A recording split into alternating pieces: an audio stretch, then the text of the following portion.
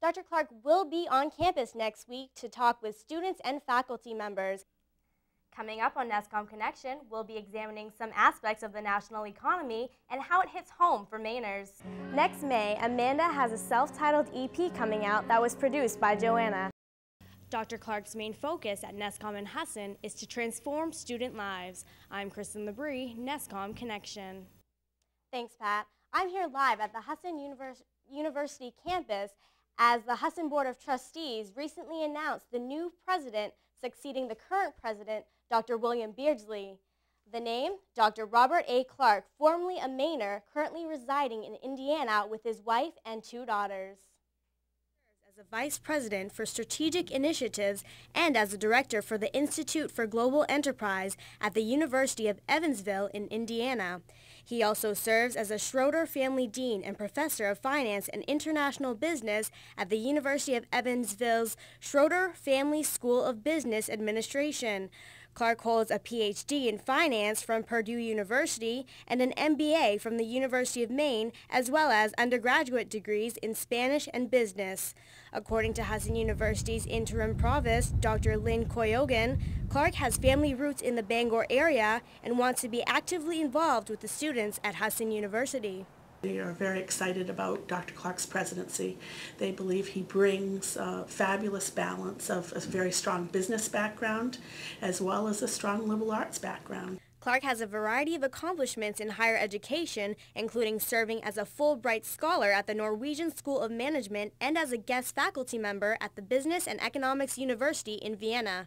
Clark has also demonstrated success as he authored and was awarded a 5-year grant from the Lilly Endowment in 2003 in order to establish the Institute for Global Enterprise in Indiana. Dr. Clark will be on campus next week to talk with students and faculty members. His term is effective on January 1st, 2010. I'm reporting live from Husson University, Kristyn Labrie. When taking on a survival job, it is important to keep yourself current with new advances in your specialization. For instance, if you're in finance and are forced to take a survival job, volunteer on a school's finance committee to keep your skills fresh. Future employers will notice your pursuit and your willingness to better yourself. So, in the long run, what may seem like a major setback could actually jumpstart your career. Amanda Duncan was the first musician to perform. She plays guitar, the mandolin, and the banjo. Amanda started as a performer in the 5th grade and went into college as a sign language interpreter.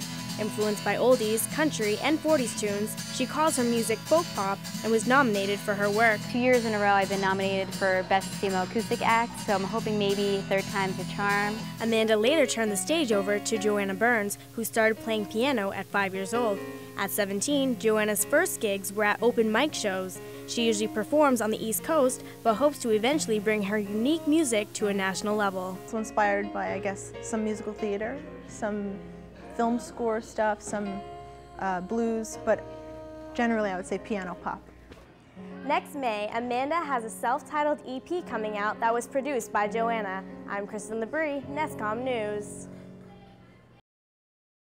Student activities has always had a huge presence on university campuses. Last spring, a communication research methods class at the New England School of Communications and Husson University put together a document focusing on informing students about student activities. The document was asked to be put together by NESCOM administration. The class decided to do the research project because campus activities affects them directly. According to NESCOM Husson teacher William Doherty, the class worked together once a week for a full semester to complete the project. The additional findings was the advertising in advance of college activities. Many of the students that responded to the survey indicated that they only recognized activities being posted the day before or 2 days before the actual activity. Students around the campus were surveyed 7 different questions ranging from grade level to their opinions about campus events. The results from the findings of primary and secondary research conducted by the class showed that the school needs to advertise events through Facebook, personal email, and student portals. The class presented their findings to NESCOM administration. They plan to use their research to increase attendance at campus events.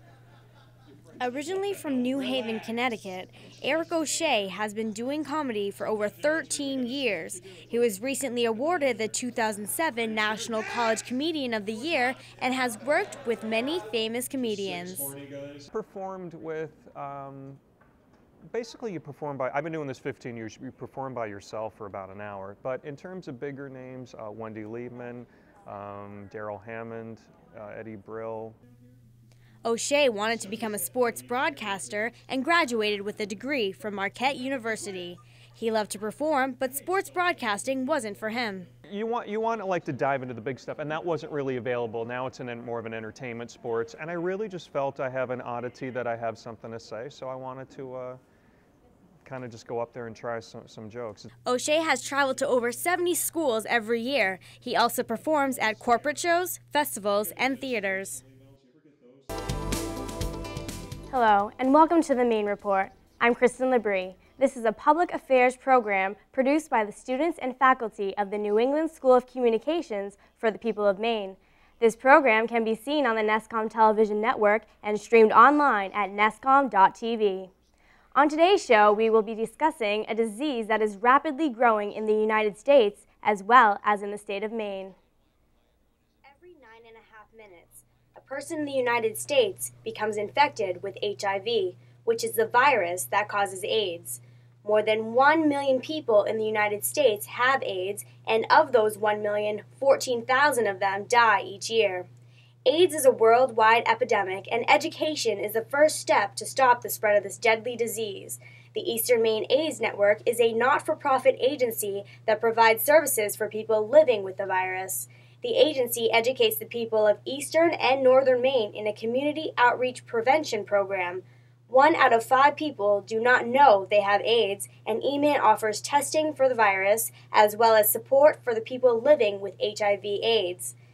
For more information about EMAN and their services, you can visit them in downtown Bangor at 370 Harlow Street or go online at MaineAIDSNetwork.com.